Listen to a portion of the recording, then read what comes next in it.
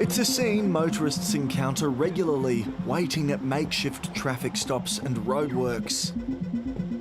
In New South Wales, dozens of private contracts to carry out such work were allegedly turned into a goldmine of kickbacks for more than a decade. Hey, let's count it. Ibrahim Helmi worked in the State Transport Department, overseeing private contracts for parts of Sydney and other regional towns worth hundreds of millions of dollars. The state's Anti-Corruption Commission has heard allegations that he siphoned off millions of dollars in kickbacks for himself and a small network of associates. The matters under investigation are extremely serious. Mr. Helmi is suspected to have received more than $11.5 million in corrupt rewards and benefits. Instead of following regular tender guidelines, he's alleged to have targeted smaller family-owned businesses, organising personal meetings to promise they would get the work. Some of these contracts were worth more than $10 million. When they're dealing with billions of dollars, skimming off a couple of million is a big reward for an individual. It's tiny in the context of the Transport for New South Wales total budget.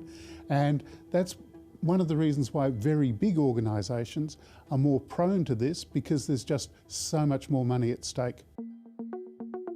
Jason Chalou was one of the contractors who admitted to the ICAC to taking part in Ibrahim Helmi's scheme. His company, Protection Barriers, received work worth more than $100 million over a 4-year period. The alleged kickbacks he paid weren't just in cash. Gold bullion nuggets to the value of 60,000 Australian dollars in 2023, and cryptocurrency payments totalling approximately 8,970,000 Australian dollars between 2021 and 2024. Last year, police raided Ibrahim Helmi's suburban home, seizing thousands of dollars in cash, platinum bars and a Maserati. Police also seized 2 Bentleys from Jason Chalou, as well as a luxury yacht valued at almost $6 million. Did it occur to you that it was entirely improper for Mr. Helmi to be being paid any of this money? Yes, it did, but when it started, it was only supposed to be, I thought it was just a little operation. I was never going to go crazy as it did, like how all this work went through the roof. Unbelievable. It just got out of hand. The ICAC has heard from another contractor caught up in the scheme. Adam Spilstead ran the company Direct Traffic with his wife, Meshalina van der Enderplak. They allegedly entered an agreement with Ibrahim Helmi in 2018. Their company eventually received contracts worth $48 million.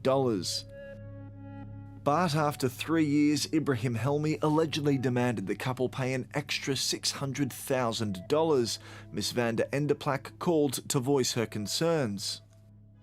I don't see it as badly as you're seeing it. All right, it is, I guess, it's not 100% legal. No. Yeah, I agree on that. But again, it's not risky. I got too much to lose. And not just that, safety of my people who work for me.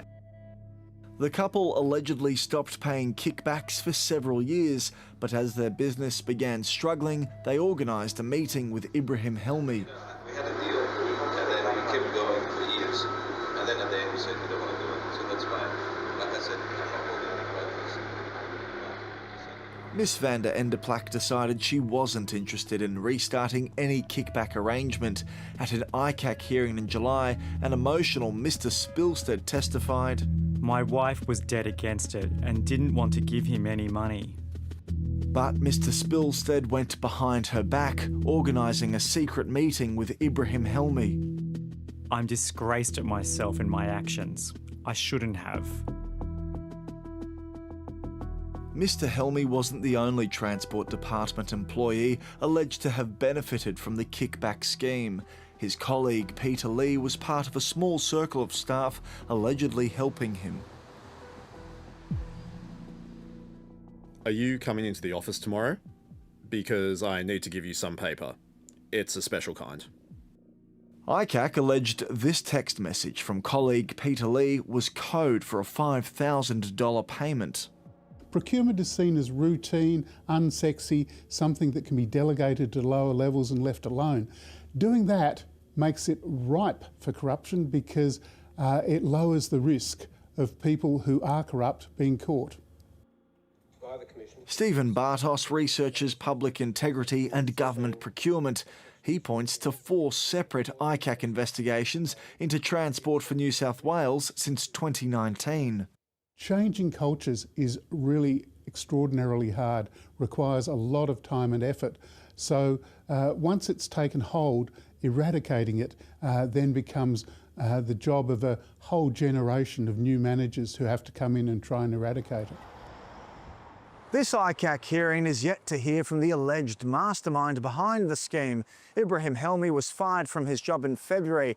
In the months after police raids on his home, is scheduled to give evidence here, but his whereabouts are unknown.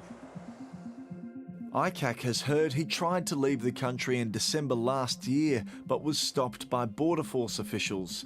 He was last seen at home in May, taking out the rubbish. Hi there, my name is Myles Houlbrook-Walk. I'm with the ABC. We believe he remains in the jurisdiction and that individuals have been collaborating to conceal his whereabouts. With or without Ibrahim Helmi, the ICAC hearing will continue in October.